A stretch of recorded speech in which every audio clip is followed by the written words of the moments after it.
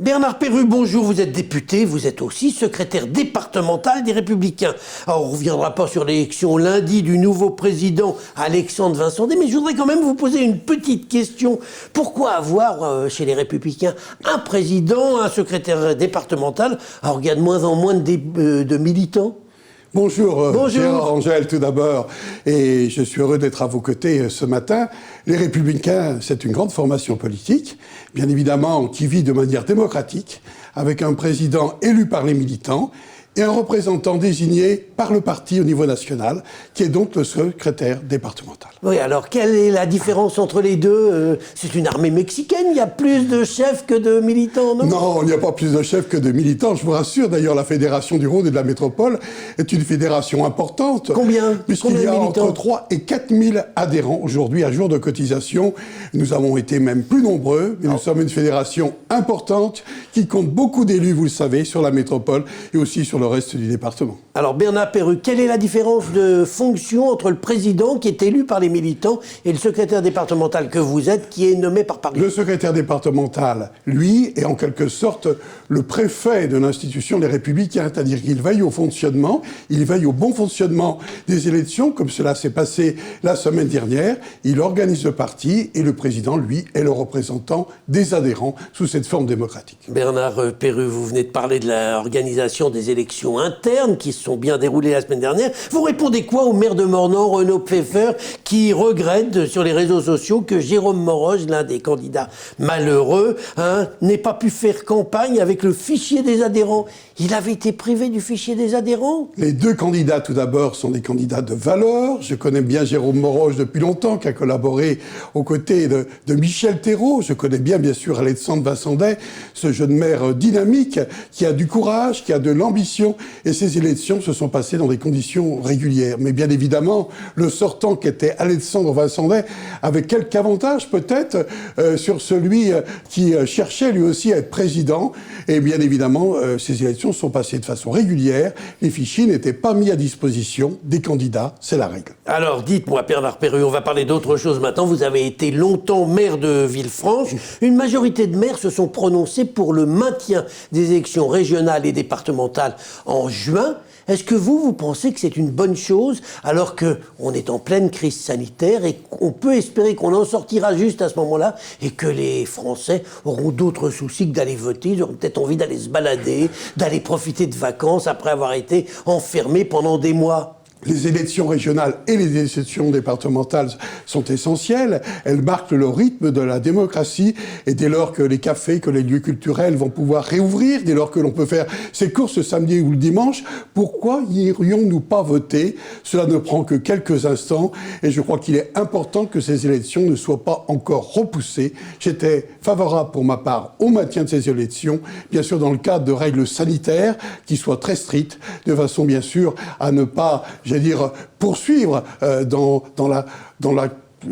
le contact qui pourrait exister avec le coronavirus. Alors, élection régionale, on murmure dans la ville, dans le département, que vous serez sur la liste de Laurent Wauquiez dans le Rhône, Nouveau-Rhône, qu'on appelle le Nouveau-Rhône.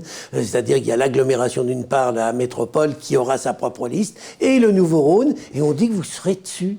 Monsieur Angel, tout murmure n'est pas que vérité. Mais ça peut l'être aussi. Il faut par conséquent attendre. Je ne le sais aujourd'hui.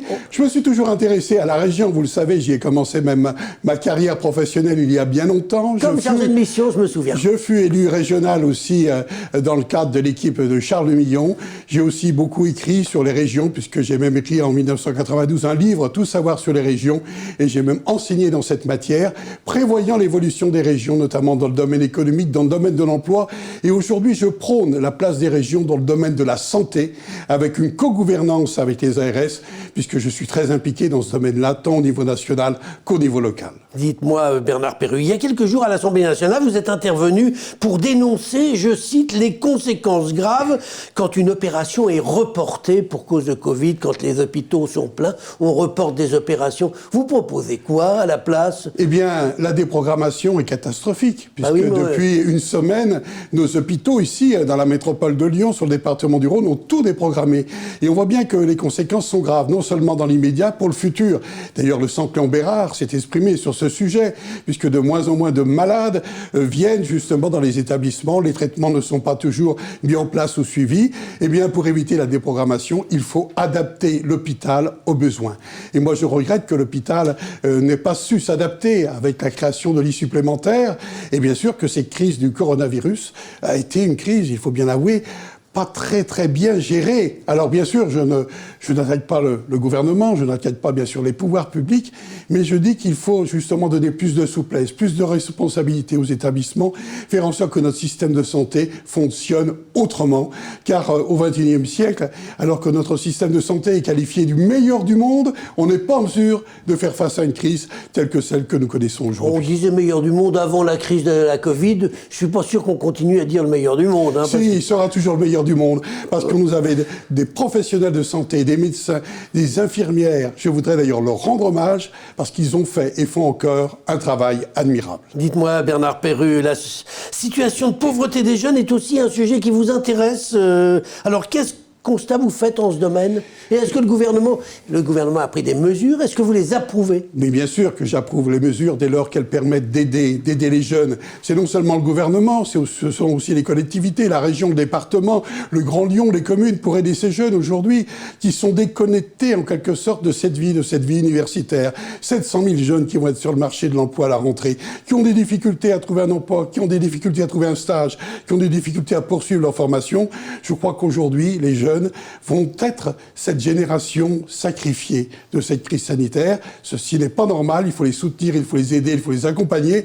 C'est la raison pour laquelle je suis intervenu à l'Assemblée nationale, c'est pour la raison pour laquelle nous faisons des propositions, nous les députés, les républicains, dans ce domaine-là, pour les aider à s'insérer dans la vie professionnelle. Alors vous parlez des républicains, avant de nous quitter, on est à pile 1 an des prochaines élections présidentielles. C'est pas inquiétant que votre parti, qui a été pendant des années le principal parti, ou tout du moins l'esprit gaulliste, le principal parti de ce pays, aujourd'hui, à 1 an de l'élection, a toujours pas de candidat? Chaque chose en son temps.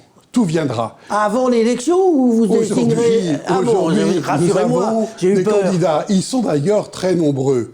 Aujourd'hui, il faut effectivement que chacun travaille et que le meilleur soit choisi, sous une forme, bien sûr, qui sera déterminée, et nous serons derrière lui, bien sûr, pour gagner cette élection présidentielle. Eh bien, je vous laisse à votre optimisme, Bernard Perrut. Je vous remercie. Merci beaucoup, Monsieur Angel.